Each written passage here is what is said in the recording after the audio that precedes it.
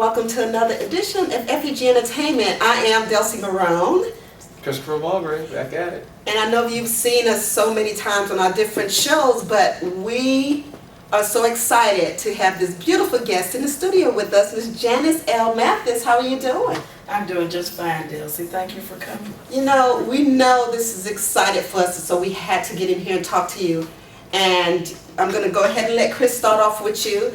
This is a historical event for you. So we got plenty of questions that we know our audience would like to hear. So Chris, if you want to go ahead and start with your question, we're going to jump right into it. You know, doing some research on the show, I read that you are now taking a new position as Executive Director of the National Council for Negro Women. And just how do you, it's kind of a big thing. It's like, what are your thoughts in the transition to that? How are you?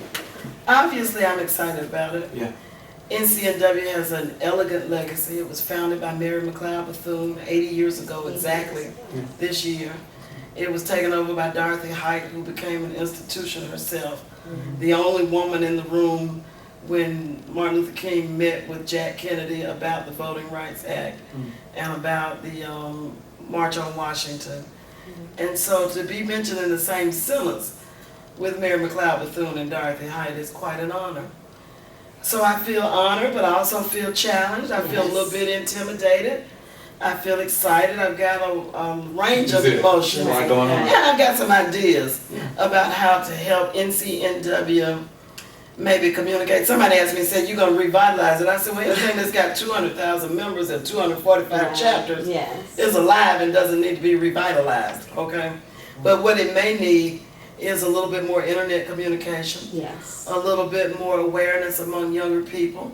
Although NCNW has chapters at Clark Atlanta and at Spelman and at the University of Georgia, and they don't call them chapters, they call them sections, and I got to get used to that. But so I'm excited, but I also think that I may bring something a little different to the table.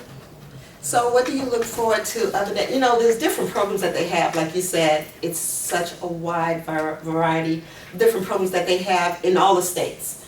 Sure. One thing that you're looking forward to maybe implementing or advancing, like you said, I know the internet, because this is where the world is going, and that reaches, you know, younger crowds, and then that's how we got to grab them, sad to say, but, you know, we got to keep up with the times.